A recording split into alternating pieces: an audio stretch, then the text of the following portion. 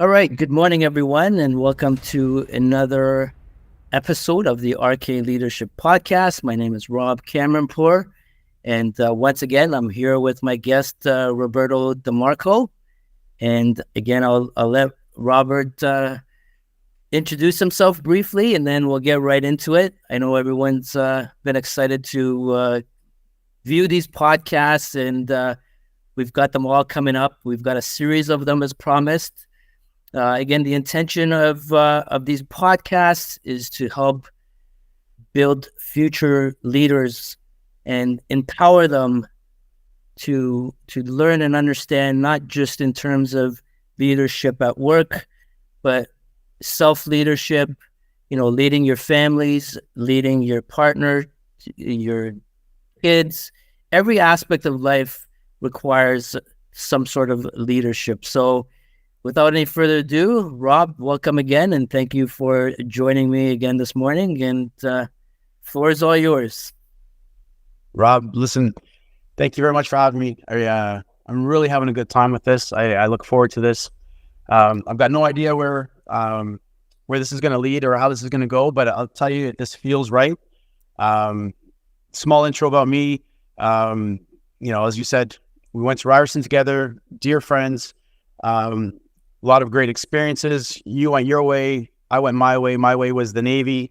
I had my family, got married, had 4 kids, went through life, went through divorce, went through some hard times, bounced back, and definitely have been on a spiritual journey, definitely in a great place right now. And I love connecting with people, and I feel that if there's anything that I can talk about, I'm no expert. I just kind of feel that if there's something I can give out, then happy to connect and have a good time, and hopefully it helps somebody out there. That's right. And that's the whole purpose of these podcasts, Rob. And what I loved about having these discussions with you is, and what I promised the audience is, we were going to be as raw as possible, because in my opinion, it's stories like this that resonate the most with people, especially those struggling in various aspects of their life, their career. And when they do see somebody real that's gone through this, and not just giving you, a book version of how to fix yourself, but real life examples and situations, I think that resonates quite a bit with people, and they can look up to people like yourself and say, well, he's just as real as I am, and he's had the same struggles as I'm dealing with now.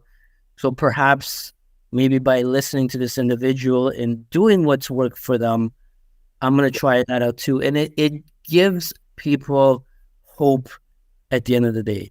And without hope, honestly, we don't have anything. It's interesting. We talked about it earlier. When I went through my burnout, it was definitely a very difficult time, right? And at that time, I wasn't believing in myself. I was struggling, but I had a doctor and a therapist, and I had, my ex-wife. I had people who who believed in me and were helping me. And one of the things I remember my doctor saying at that time was, what you're experiencing right now isn't normal to what you think normal is, but it's normal for what you're going through.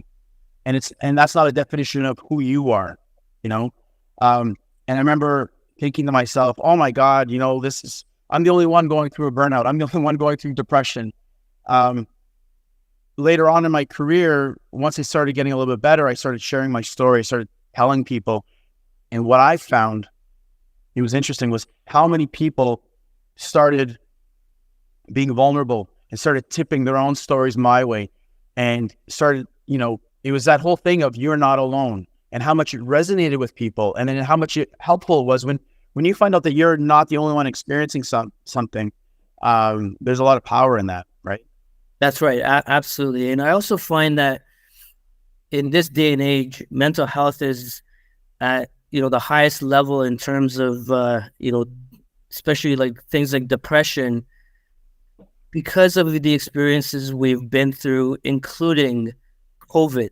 in the last, several years. And I personally believe that had a quite a bit of impact, and people haven't really recovered from it. Yeah. And so what do we do as leaders out there, as humans out there? How do we help those who are suffering in silence? And I still believe, being in the corporate world as well, there's a stigma associated with mental health, especially when it comes to the male side of it, because as most people know, men have this ego about them and this masculinity that, we can't go out and we can't be vulnerable, we can't be hurt. We've got to be tough all the time, and it's great to think that, but it also requires you to understand and be self-aware of your emotions. And if you're not feeling good, you do need to talk about it, and you do need to bring it up. And if you need to go see a specialist, you do need to see a specialist. But keeping that stuff inside you is, again, in my opinion, poison to the body. It's funny. I think so of course I was connecting with a dear friend of mine last night at the pub, and we were talking about life, right? And of course I was telling him about this podcast and how excited I was what we're doing. And there was this one moment where I turned to him and I said, it's interesting because in life there's a lot of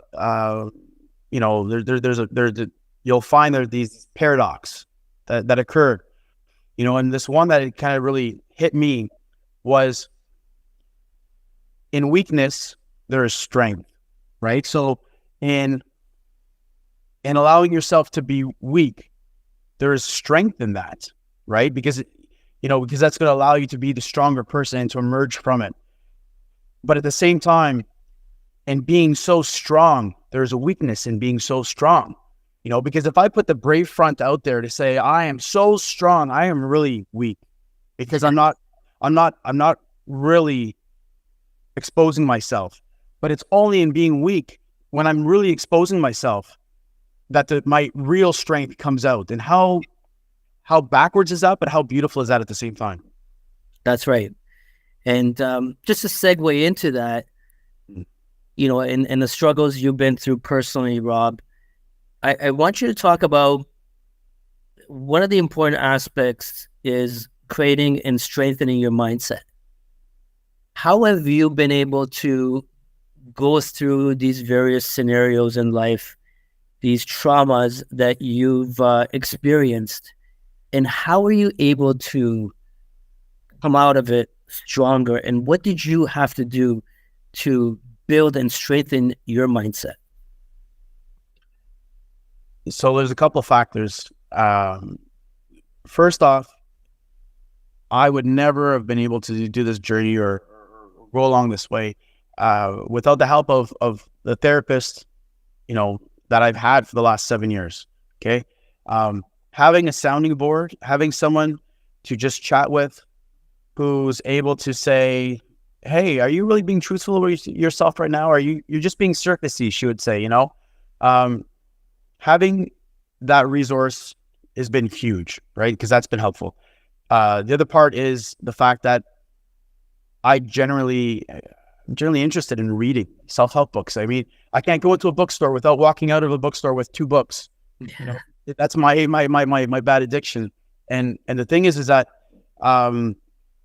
if it's an actual book or it's an audio book, or if I go to a friend's house, I'll always be looking to see what books do they have on their shelves, and I'll be like, hey, what are your thoughts on that? Do you recommend it? And I'll take a picture of it and I add it on. And so the thing is that I'm constantly curious. Mm-hmm. And I feel like I'm always stumbling upon another door that I wasn't aware of. I'm like, oh, I'm going to look into this.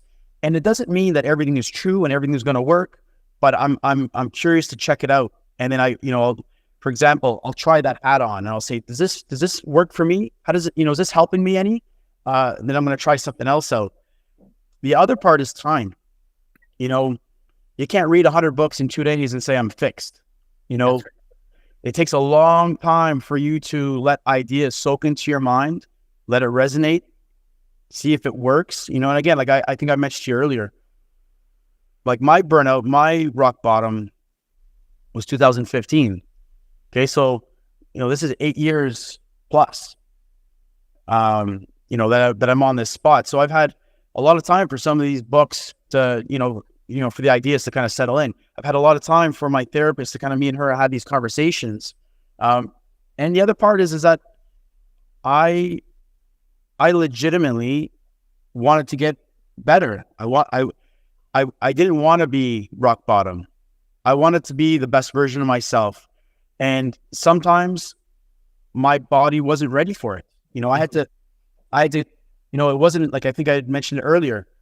I had to be in a relationship and I had to arrive one day and say, wait a minute, this is a great person, but this is not where I want to be.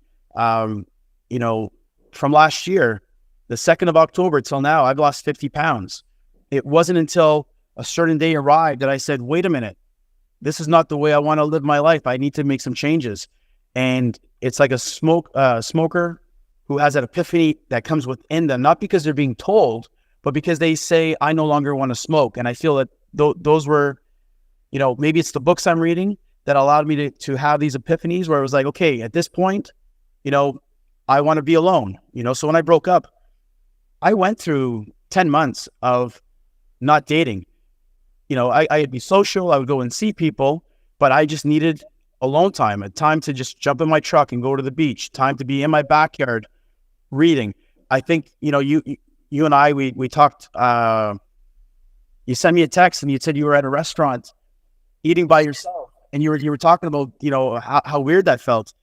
And all I wanted to do was I wanted to jump on and write back to you to say, that's amazing. Because there was times in my life where I wouldn't want to do that, but then I had to kind of break through that and find comfort in going to a restaurant, sitting at a table by yourself, sometimes bring a book, sometimes not, and be okay with it. And not, there's just this one other story I just want to tell you. I was in Toronto not that long ago with my brother, and it was a Friday night, and yes, I have got friends in Toronto, but I mean, it was a very last minute thing, and my brothers didn't want to go out, and I didn't want to go sleep in my parents' basement at 10 o'clock on a Friday night. And I was like, I want to go out. And I told them, I'm like, I don't care. I'm like, if you're not coming with me, I'm going out to the pub and I'm going to sit at the bar by myself, but this is what I'm going to do. And they looked at me as if I had a third head. And you know what I did? I went to the Firkin, the Moose and Firkin in Highway 7 up in Olds, right up. And of course, I'm at this pub. I'm sitting there at this bar that I had drank at 20 years earlier. It was the same place. And I'm there alone. And I put my phone down and I ordered a beer. And I was watching football on the TV, but I was okay being by myself. There was that comfort of being okay.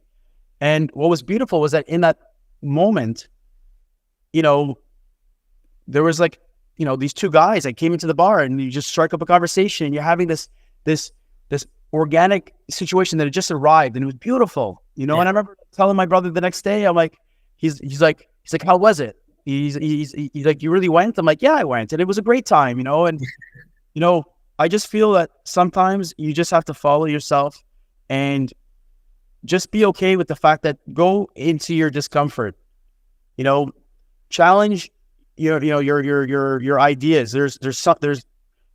There's a gem in these areas that you're afraid of, and then when you do it, all of a sudden you're like, now, like, I mean, I'm not afraid to go out. I'll do anything. I mean, it's just like, let's do it.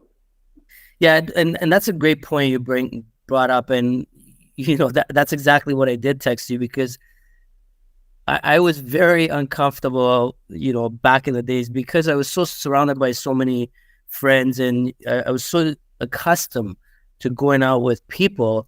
I never fathomed the thought of going out by myself, and I was very uncomfortable with it. But as you said, you have to be comfortable with being uncomfortable. If you ever want to, grow and become, develop that self-awareness, you have to put yourself through those uncomfortable situations. Mm-hmm. And there's a problem with society where when you sit at a bar or when you're going in a theater or restaurant, there's a stereotype that they think you're weird by doing that. But actually, It could be normal to you, but not normal to the next person. So we have to look at, what does normal really mean, right? And it's, what is the real definition of normal? And I don't think that people, it's subjective. Yes. Right? Well, it is. I think too, normal is also something that's going to be, structured or defined by society, just, societal norms. Yes. But the thing is that, society might think one thing. Oh, that's weird. You're sitting at the bar by yourself. But I define myself less by, and I used to be a people pleaser, and I find I'm at a point now where I care less about what other people think and other people's judgments, and I'm listening more to myself in terms of what do I want. If I was judging, if I was following the guidance of my brothers saying you're not going to go to the bar by yourself, I would have been following their truth, but not my truth. Whereas I wanted to go out, I wanted connection, and I find that when you are in line with who you are and doing what's normal to you, that's all that matters, because you're in alignment, and you feel confident and comfortable being at the bar. But the thing is that 10 other people might not have that same confidence, and that's okay. It's okay to be different, but I think it's very important for you to be aligned with who you are and do your truth. I'm talking about fears. Okay. So one fear, last year, this time, 2nd of October, a dear friend of mine was having his 40th birthday in Ottawa, and his wife was organizing this surprise birthday party. But there was also this aspect because he wanted to go bungee jumping. And so she's like, to all the friends, she's like, so who's going bungee jumping with them? And it was crickets. There was nobody, right? And I wrote back and I said, I am terrified of heights. And there is no will inside me that actively wants to do this at all.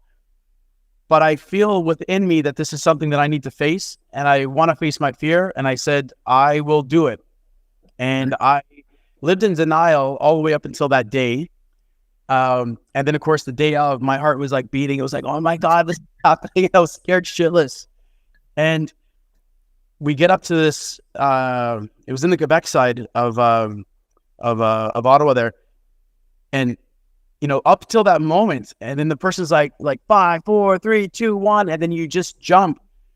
And of course, the second I jumped and I surrendered to the fact that this was happening, and then all of a sudden I realized it was just my mental, it was just something here. And when I bypassed that, I experienced the joy of that fear. I engaged like all this confidence of like, oh my God, I overcame my fear and I did it. Yes. And that was the start of my journey of saying, wait a minute, I don't want to put this fast food in my body anymore. Wait a minute, I want to go and, focus on my fitness, and I want to be healthier. And one other thing I did, and I know this is a bit of a tangent, but it all kind of comes together full circle, is that at that time I was reading a book by James Nestor called Breathe. And in that book, he made reference to Wim Hof. He was all about breathing, but also like swimming in the cold. So I listened to Wim Hof, and then that had opened, and I saw a couple of his YouTube videos, and then that sparked this other fear of like, because it's October, and I go, well, there's a lake beside my house. I go, maybe I'm going to go try this. And I started on the 8th of October, and I kept on saying to myself, I'm like, I'm going to keep doing this tomorrow, just tomorrow. No long-term plan. I'm going to keep trying to come tomorrow. And I ended up doing it right through the winter. Nice. And that was another fear. It was another mental block that my mind had was, you can't go in the cold water. You're going to freeze to death. You're going to get hypothermia, this. And then what I ended up finding was it was the best thing it was one of the best joys that had happened to me. Because when I got in the water, yes, it was cold, but about 10 seconds afterwards, that initial cold would go away. Your body would normalize. Yes. All the racing thoughts in my head would go to zero. This lake is surrounded by there's a waterfall and there's all these beautiful trees. I think I've sent you some pictures of it. And all of a sudden now I'm feeling this peace and freedom that I can't experience in my everyday busy life. That's right. And, I talked earlier about this paradox, and there's this other paradox that I think I mentioned to you, is that in pleasure, there's pain, but in pain, there's pleasure, and so in going into the cold water and experiencing this, maybe, somewhat perceived pain, I was able to feel this huge amount of pleasure that, I could tell everybody, say, guys, you got to try this out. And they all look at you like, yeah, for sure. You're crazy, man. But the other part though, is that I started, every day I'd be getting out of the water and there'd be people walking by, and they're wearing winter jackets. Yes. I'm getting out of the water in my shorts. And they're, they're looking at you like you're crazy. Then I started walking home in my shorts. And what had happened was, as I started diving into my fears, and I started getting the confidence of doing what I was doing, and I knew how important it was and how much I enjoyed it, I stopped caring about being judged. I didn't care if my neighbors thought I was crazy, and I feel that's the thing. If I tell someone I went bungee jumping, they're like, oh, you're crazy. I'm like, yeah, that's okay. That's what you're projecting, but I'm happy I did it. When I go to a bar by myself or a restaurant by myself, people look and say, oh, you're whatever, but I'm living my truth. Yeah. And the last thing is, now that I'm doing like the cold swimming, especially when it's wintertime and people see me, maybe old me would have lived by societal norms of caring about fitting in. Yes. But I also realize that I have to listen to myself and explore those fears. And when you do, you start to find out there's a lot of truth inside you. You'd be like, oh, okay, this is why I feared it. I needed to break through that to really find my happiness. That's right, and that's an important thing. And what I have written on my wall over here is, do something that scares you every day. And for people that are always fearful of doing like presentations at work or something like that, that's what they tell them. Keep doing presentations until that fear will eventually go away. So I'm a big believer of, if you do fear something in life, you have to. You have to tackle it like head on and use that fear to drive you towards your goals. So again, just like yourself, I was scared shitless of heights. I couldn't even stand up on my balcony on the 30th floor to look down. And my ex-wife convinced me to go skydiving. So I did that. And honestly, it was so liberating, and it felt amazing. And this, like you said, everything just goes away, and when you're in that moment, there's no more fear that you're stressing out about. So it's very important to, tackle your fears and get rid of them. Now, going back to your water plunge and, how society perceives it and how we perceive it, and tying that to a book. I'm not sure if you read the book, The Mastery of Self. If not, I'd highly recommend it. You told me about it maybe about 3 weeks ago. Yes. And I downloaded the book. So I took the audiobook because when I'm out walking my dog or when I'll be listening to it. And I'm about I'd say a good couple chapters in, and I love it. I'm so happy to recommend it to me, because there's a lot of things that I'm like, oh, this and this and this, and so I'm midway through it right now. Good. So maybe you'll know exactly what I'm talking about when I say this. When we grow up, we've been provided with these beliefs, right? That are instilled in our head and in our conscience. Oh, the cold is bad for you. The cold water is bad for you. You're going to catch a cold. So there's so much negative notion that you believe now, growing up as an adult, you're not going to step foot in that water. However, it's so funny now that the research has tied in so many benefits with cold plunge, cold showers and stuff like that, the people with courage like yourself will try that, and it's amazing for your body, actually. Yeah. So why is it that when you're deep in that water and that cold in middle of the winter, why aren't you catching the flu? right? Why aren't you catching a cold as soon as you come out? So again, everything ties back to our belief systems and what we were told in, by our parents, schools, uh, our worship place that we would go to, anywhere that would keep feeding you this information and instilling you, but it doesn't mean that it's reality. So you have to, and when you read the book, you'll know that at some point in your life, if you want to really establish that self-awareness, you have to now train your thought to start believing in what you believe in. Well, that was the part of the book. I remember, I guess the word that really resonates with me over and over and over is when the author uses the term, the domestication. Yeah. The ideas that have been ingrained in you as gospel. And then the issue that arises is that it's when there's a delta between your truth and ideas that have been domesticated inside you. And then you have to say to yourself, you have to have that awareness, and you have to have that honest conversation with yourself. Is this an idea or a belief that I want to continue to wear and continue to hold going forward? Or have we hit a point in my life where I need to take this belief and I need to put it down because it no longer serves me? Right. And the answer is, it really depends on you and where you are in your life, but you have to have that honest conversation. And then when you do have that conversation, sometimes you say, well, wait a minute, this made sense because my grandmother told me this so many years ago, because my grandmother loved me, and my grandmother, didn't want me to get cold, and she would dress me with, bundle me all up or whatnot. But the reality is that now, what is it? Today's the 12th of October. So yesterday being the 11th, and I'm walking home in wet shorts, and it's probably like a 12 or 15 minute walk from the lake home.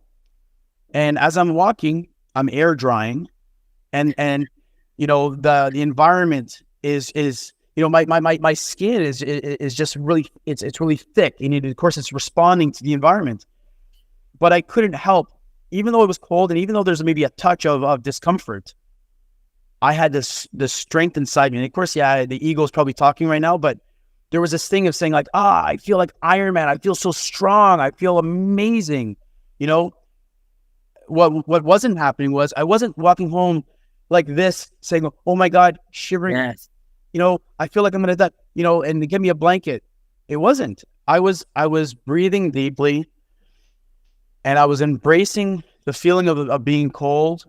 And in that cold, in that weakness, I felt strong, Yeah, your physiology has a lot to do with it. And again, you being in the Navy, I've seen like the Navy SEAL training, and that's how they prep them to deal with, and you can expand on this. They train their mind to be so tough that in those excruciating situations, they don't feel the cold and the pain, etc. They work right through it.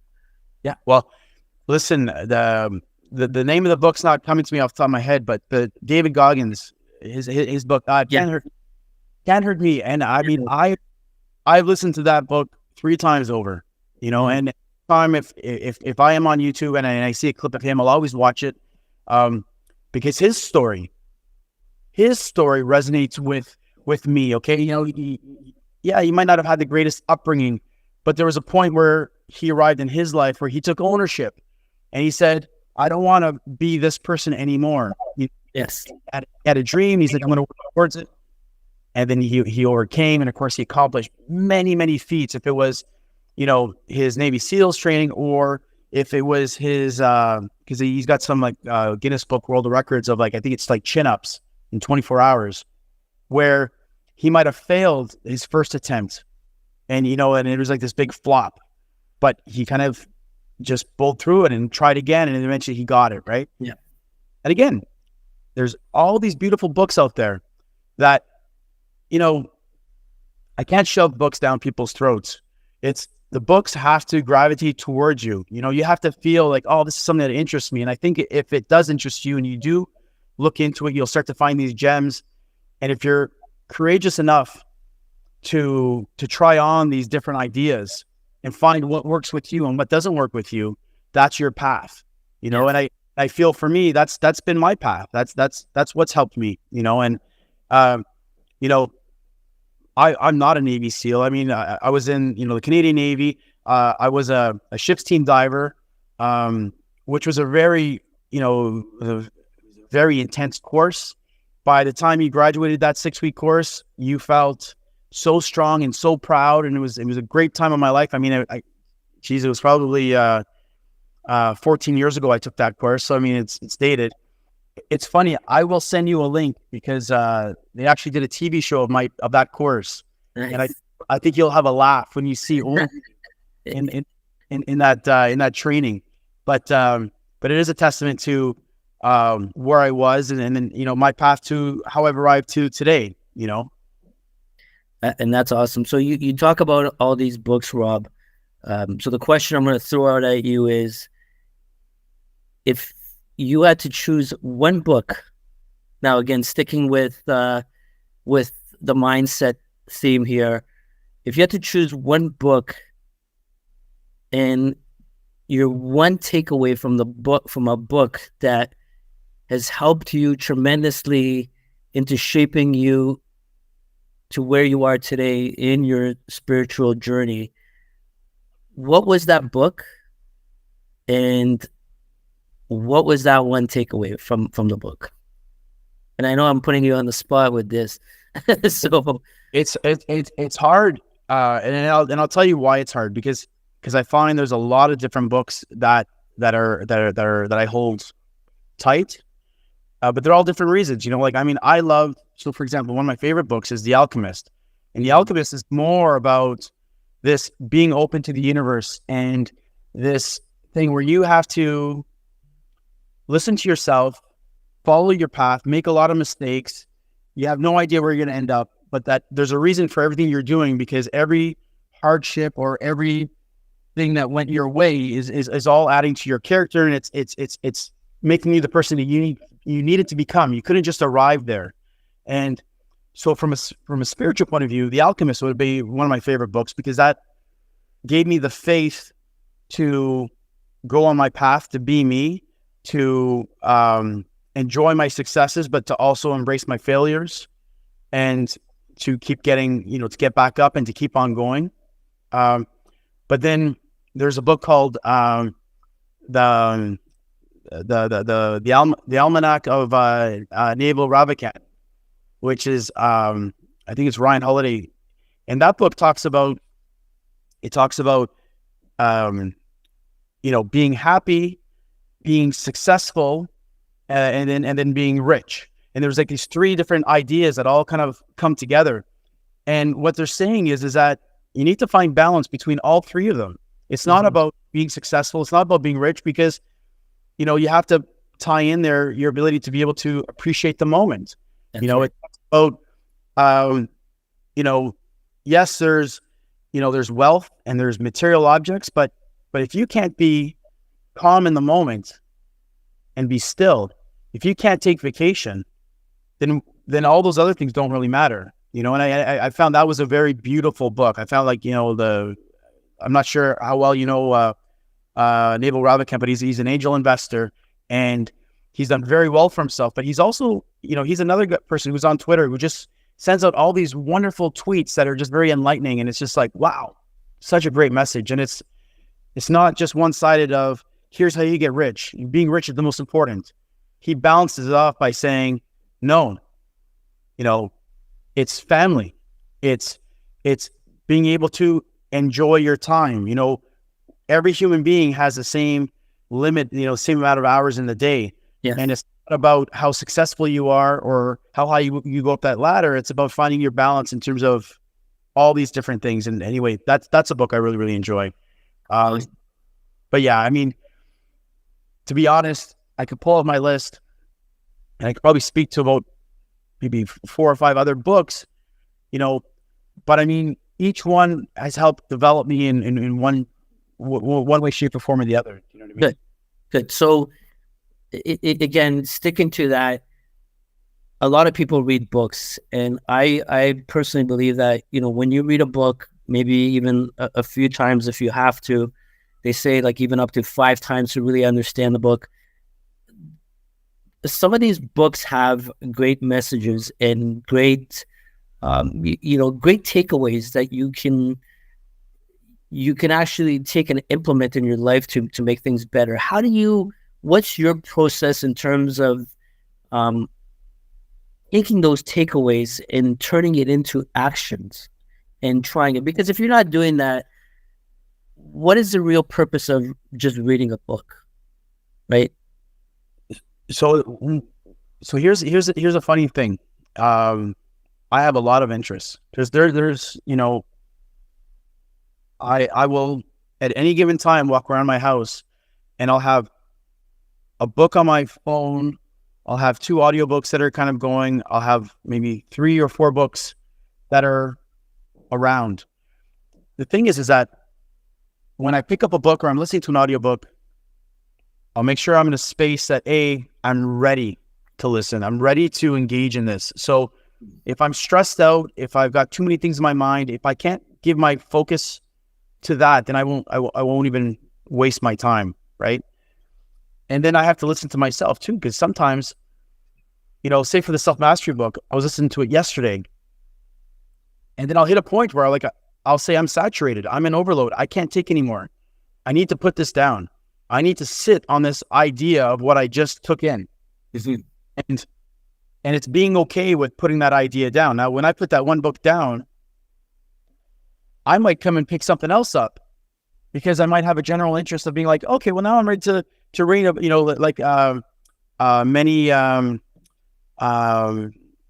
what's that other book? Many saints, many masters, or, there's this one book about reincarnation, whereas my mind might be saturated with that one book, but I still got bandwidth. I've got some space available to read something else of interest, and I'll read that as far as I can go, and then I'll put that book down. But then it's also balanced with saying, okay, well, I'm going to eat well. I'm going to, I train every single day.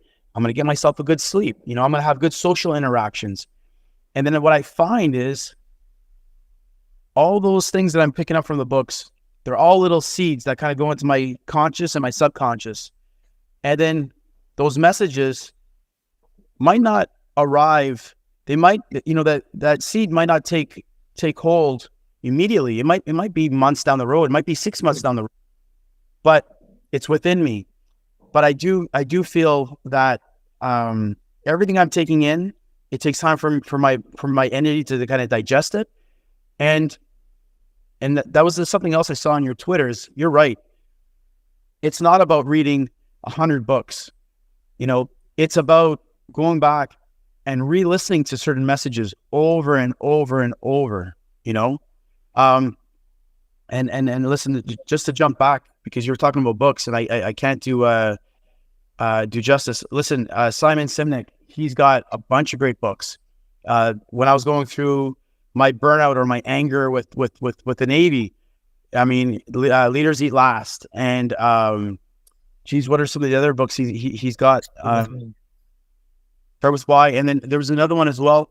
That his books were transformational because those were leadership books, and they mirrored my experience. They also mirrored my expectations of what I expected from my superiors, in terms of how I felt failed, and on what right looks like. And what I started to realize is that my expectations weren't absurd, that this is, the leadership I was expecting is the leadership that other people deserve, and I found comfort in that. So again, that's another book. There's so many great books out there, right, but they all speak to different parts of me. Absolutely. Yeah. And like you said, there's so many books and so many things, so many takeaways, but it's interesting what you said, that it sits in your subconscious mind, and it comes to fruition after a while, which is absolutely true, right? If something that resonates with you and you take away from a book, it will sit in your subconscious mind. So that's a great point there. One thing, I was going, I do my engagement on the various platforms, and I came across this post with respect to self-awareness, and we talked about it today. Do you fully believe that we can become like fully self-aware of ourselves?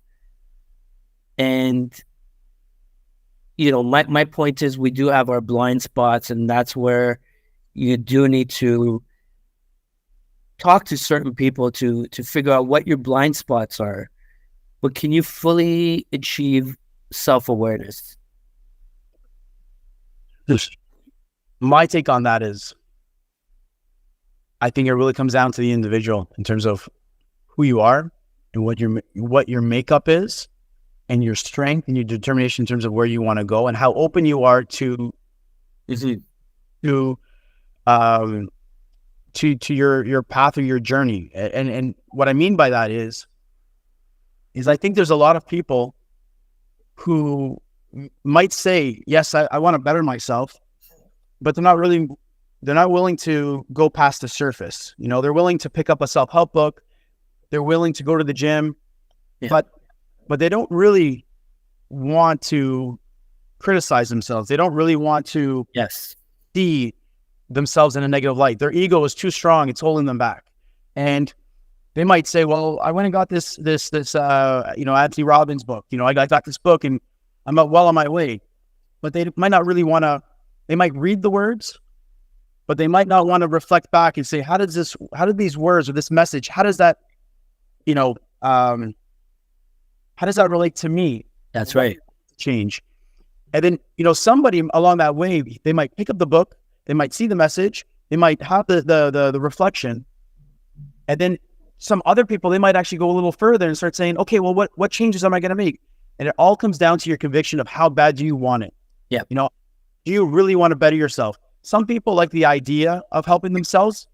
They'll only go so far and they'll be like, oh, well, I got the book, but it didn't do anything. But it's because they put the brakes on. They didn't want to keep on pushing.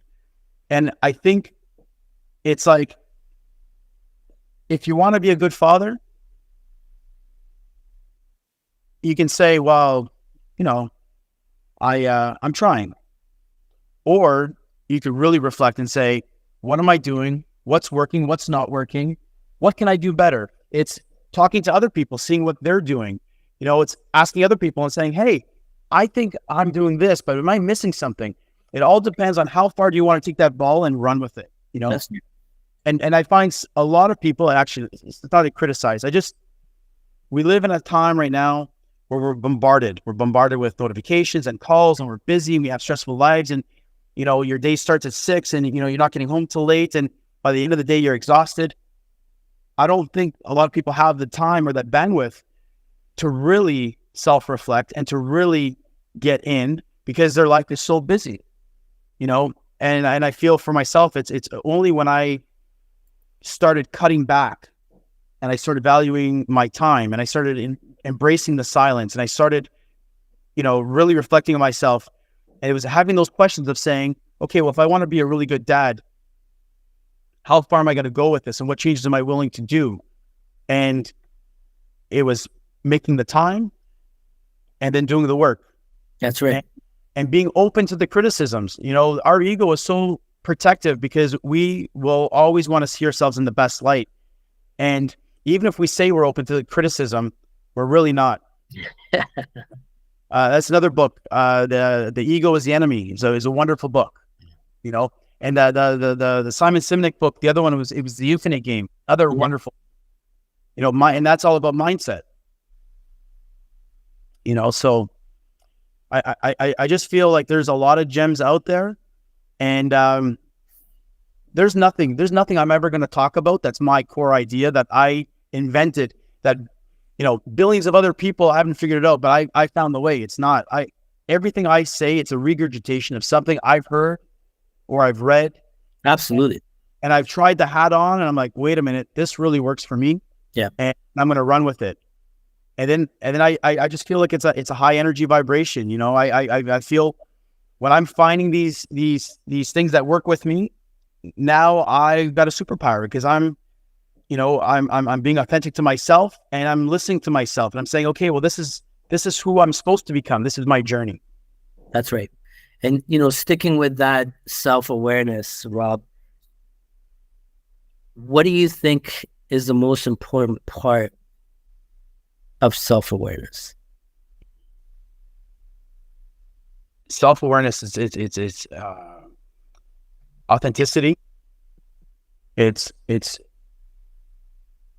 being as objective as you can with with what you're getting, and also being fair to yourself and not beating yourself up and saying you suck, you're not good enough, you're a horrible person. Yeah.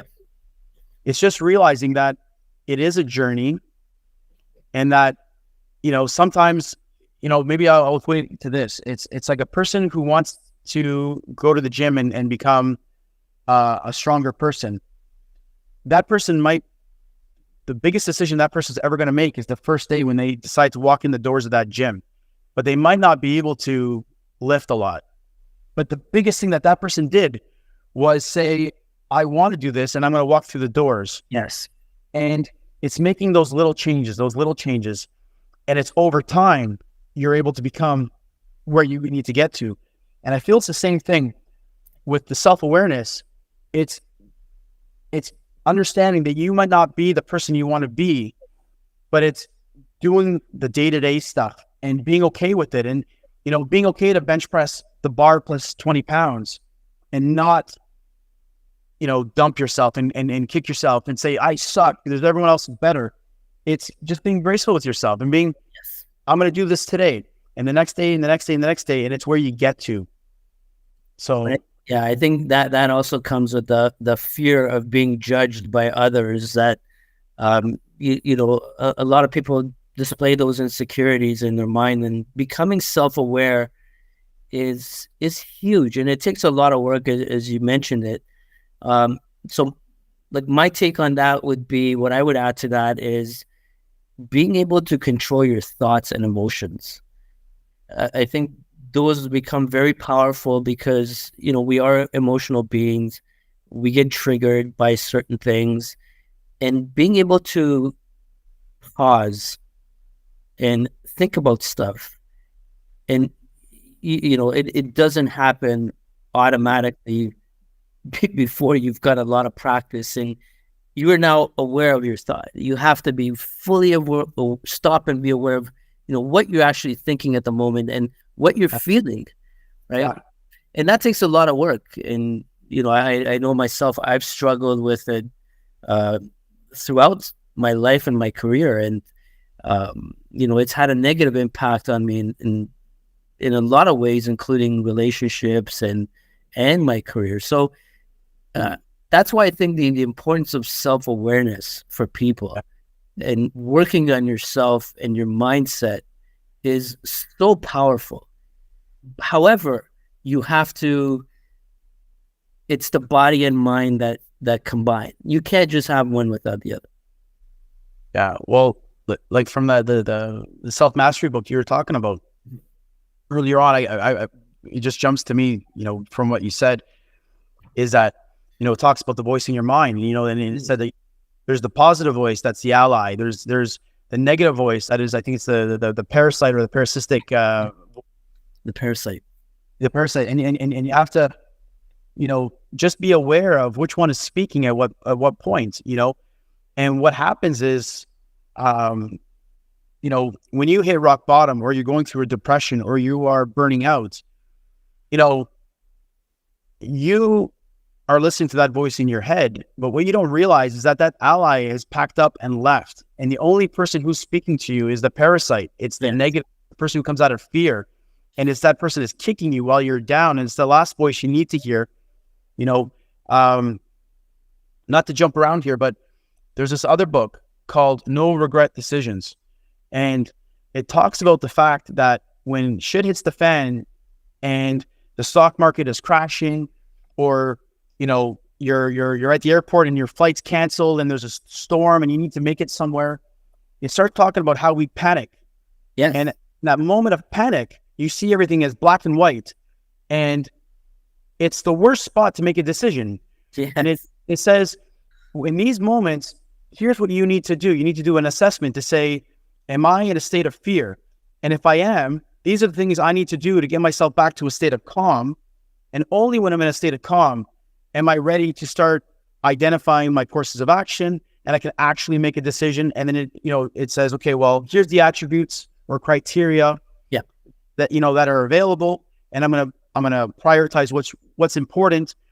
But what I took from that book was, a lot of people don't realize is that, you get a phone call because even though you were approved for a mortgage, and you found a house to buy, when you call the banker and there's like, oh, sorry, that rate hold expires over here, and now the new rate is going to be this much, and you're freaking out, because it's that state of panic of like, how am I going to do all this stuff? And you literally have to stop and say, wait a minute, this is fear-based right now. Yes. Make myself safe. And I think that's a huge thing. I think a lot of people arrive in these moments of fear without even realizing it. And they're making decisions in moments where they're not supposed to. And I think that's another great book of something that, people should be looking at. That's right. It all goes back. Control your emotions. Fear is that emotion. Control it. Stop and think. I just finished with a client before this podcast, and one thing they asked me was, I get very highly, triggered, and I get very emotional when I'm talking to a family member or a loved one, and like they get under their skin and they react very emotionally in terms of, being loud and cursing or whatever it may be. And I said, and they're like, what do I do? So my suggestion was stop, think, pause. Is what that's going to come out of your mouth going to be harmful or helpful? Yeah. If it's going to be harmful, just walk away.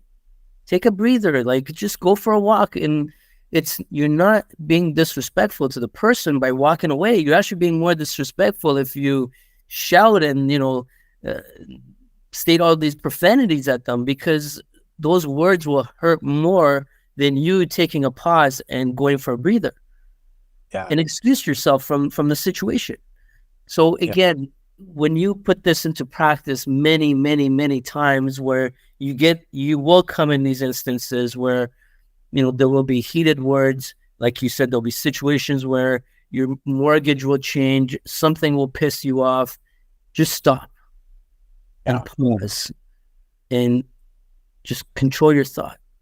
Just be aware. That self-awareness is being aware of your thought, your emotion, what's going to come out of your mouth. So that's why it's so important to be working on yourself, and what you've done in your journey. I bet you it's day and night from where you were like 8 years ago. It is. The only thing I want to add to that, because it is night and day, but even as of today, I mean, I'm not out of the woods yet. No, there's so much, man. There's so much more I need to. There's so much work to be done, and it's not because I'm not in a good spot. It's because I just realized is that, yes, I found all these tools that have worked for me, but I also realized that there's a lot more that I don't know, and there's a lot more keep working at. I find, like with my kids, I joke about it. So I've got 4 kids that are, as of today, they are 8, 9, 11, and 13. And so it's a very fun age, and I share custody like week on, week off. And so when my kids arrive on Monday and they haven't seen me for a week, and I just got a puppy now, so they used to come and be excited to see me. Now they all rush in to see the puppy first, and then they'll come and see me. Right? You got promoted. So what am I, chopped liver here? What's going on? Yeah. But when they finally finish with the dog, and then all the 4 of them will come and see me, it's 4 kids talking to me at the same time. And even if I'm, calm, cool, collective, and in a great spot, there's still a moment of being overwhelmed. You know, there's still that moment of saying, okay, guys, I love you all. There's only one of me and I can only do one thing at a time, Yes. you know, and making that space. Or, you know, say my kids are out doing something and then something happens and they're aggravated and they're coming in and they're freaking out, but you're in the middle of something, you know, it's making your space for yourself and dealing with that moment. And then also too, like there's gonna be times where you're gonna have interaction with your kids where they're losing their mind and you want to freak out. And you're right. That's where that strength comes in, where you have to stop and say, you know, what are my outcomes here? Either I'm going to engage and I'm going to lash out and I'm probably going to do something I regret. That's not going to be the father that I want to be, even though you're human and, you know, sometimes you're just reacting how you react. But then sometimes you're able to have that strength where you say, stop. I need you to go sit down and I'm going to walk away. I'm going to get my composure and I'm going to come back. And if you're able to do that, I don't know, let's say 6 times out of 10, then you're a much better father than you were when you couldn't do that at all. Yes. And then you hope that maybe one day I'm going to get to a point where my batting average is 9 times out of 10, you know, and you also realize is that you're not always going to be perfect. You're not always going to be able to do all the right things. Absolutely. And I think there's a huge message in here that's very, very important. It's as a human being, as a father, as anything, it's your ability to be truthful to yourself, but also truthful to others, is that if you do mess up, if you do have a regret, it's being able to say, I'm sorry. It's being able to say, I'm sorry to myself, to say, okay, I've let myself down. I might not have acted the way that I wanted to act. It's going to your kids. And I mean, that's something that I wasn't as good at before, you know, and it's been work in progress where now I'll go to each of my kids if I feel like I wasn't the person I wanted to be, and I'll apologize and say, you know, I shouldn't have used that word. I shouldn't have used that tone. I can see how this might have been hurtful and I'm sorry. And I think that there's so much growth in that because you're showing your kids that you're not perfect but you're willing to acknowledge your mistake. You're willing to grow from it. I think there's a lot of value in that as well.